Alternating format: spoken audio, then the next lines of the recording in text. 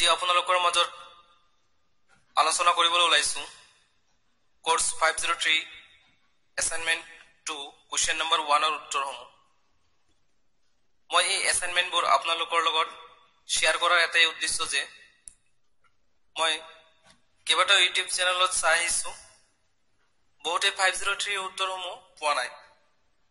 বহুতে বহুত কমেন্ট কৰিছে 503 ৰ উত্তৰসমূহ লাগে বুলি তো সেইভাবে আপোনালোকৰ মাজলৈ উত্তৰসমূহ নিজে টাইপ কৰি আনিছো বিভিন্ন চেনেলত মই চোৱা মতে উত্তৰসমূহ পিকচাৰ আকাৰত দিয়া আছে সেই গতিকে বহুতে অসুবিধাৰ সন্মুখীন হৈছে মই আপোনালোকৰ অসুবিধাৰ কথা বুজি উপায় নিজে কষ্টৰে হলেও একমাত্ৰ আপোনালোকৰ বাবে এইবোৰ টাইপ কৰি পিডিএফ আকাৰলৈ আনিছো তো মই মোৰ কষ্টৰ বাবে আপোনালোকক অনুৰোধ জনাও ভিডিওটো ভাল লাগিলে লাইক এটা নিশ্চয় কৰিব মোৰ এই ভিডিওটো যদি 1000 লাইক পাও তেতিয়া হলে আপোনালোকৰ সন্মুখত কোশ্চেন নম্বৰ 2 প্ৰশ্নৰ উত্তৰটো টাইপ কৰিবলৈ উৎসাহ জাগিব আশা কৰো লাইক আৰু শেয়াৰ কৰিব আৰু মোৰ এই চেনেলটো সাবস্ক্ৰাইব কৰিব যাতে মই আৰু নতুন ভিডিও আপোনালোকৰ মাজত আপলোড কৰিলে নোটিফিকেশন পায় তাৰ বাবে বেল আইকনটো প্ৰেছ কৰিব আহক এতিয়া আপোনালোকৰ মূল্যৱান সময় নষ্ট নকৰি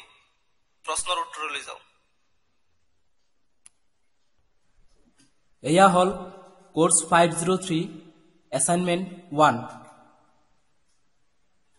প্ৰথমটো প্ৰশ্ন হৈছে প্ৰশ্ন নম্বৰ 1 আপুনি এজন ভাষা শিক্ষক হিচাপে ভাষা এটিৰ সঠিকতা আৰু বাকপটুতাৰ মাজত কোনটো আপুনি অগ্ৰাধিকাৰ দিব উত্তৰটো হৈছে শিক্ষকসকলে শিক্ষণৰ ওপৰত ভিত্তি কৰি কথন মান নিৰূপণ কৰিব লাগে শিক্ষকসকলে শিক্ষাৰ্থীৰ মনৰ যোগ্যতা পৰীক্ষা কৰাৰ বাবে বিভিন্ন কৌশল অৱলম্বন কৰিব পাৰে তেওঁ ভাষা শুদ্ধকৈ শিক্ষাৰ্থীৰ বাকপটুতা পৰীক্ষা কৰাটোহে উত্তম প্ৰাথমিক পৰ্যায়ত শিক্ষাৰ্থীসকলৰ ভাষা মূল সাংগঠনিক ভিত্তি জনা উচিত শিশুসকলক কিছুমান প্ৰশ্ন কৰি কোনো এক বিশেষ ভাষা শুদ্ধকৈ ক'ব পৰাকৈ গঢ়ি তুলিব পাৰে শিক্ষাৰ্থী সকলৰ বাকপটুতা পৰীক্ষা কৰিবলৈ কিছুমান প্ৰশ্ন উত্থাপন কৰিব পাৰে যেনে 1 নম্বৰত আছে তোমাৰ নাম কি 2 নম্বৰত তোমাৰ দেউতাৰ নাম কি 3 নম্বৰত তুমি ক'ত বাস কৰা 4 নম্বৰত আছে গৰুৰ ঠেং কেইটা 5 নম্বৰত আছে সাইকেলৰ চকা কেইটা 6 নম্বৰত আছে তোমাৰ বিদ্যালয়খনৰ নাম কি আৰু 7 নম্বৰত আছে মানুহৰ চকু কেইটা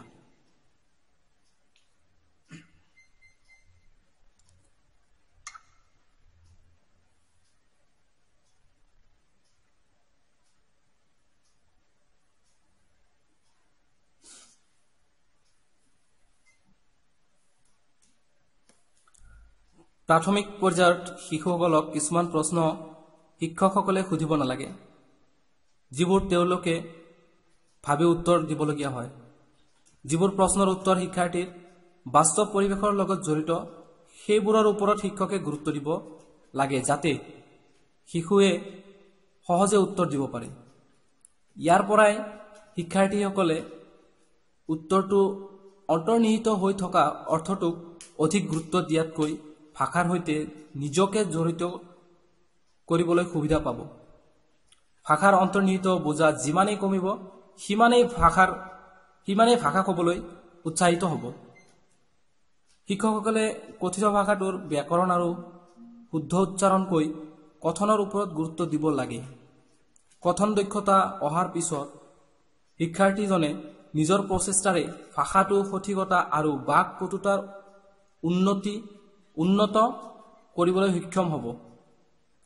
শিক্ষকসকলে শিশুৰ বাকপটুতা বিভিন্ন কাৰ্যত জড়িত কৰাব পাৰে যেনে সুপ্ৰভাত তথা অভিনন্দন স্বীকাৰোক্তি আনৰ জন্মদিনৰ শুভেচ্ছা জ্ঞাপন দিয়া ইত্যাদি ইয়াৰ উপৰিও খেলাভিত্তিক পদ্ধতি গ্ৰহণ কৰিব পাৰে, যেনে আবৃত্তি, আকস্মিক বক্তৃতা আদিৰ প্ৰতিযোগিতা পাতিব লাগে। এইখিনিৰ পৰাই লক্ষণীয় যে শিক্ষকসকলে ভাষাৰ সঠিকতাতকৈ বাকপটুতাৰ বেছি গুৰুত্ব দিব লাগে। এয়া আছিল আমাৰ আজিৰ এছাইনমেণ্ট 1ৰ প্ৰথমটো প্ৰশ্ন।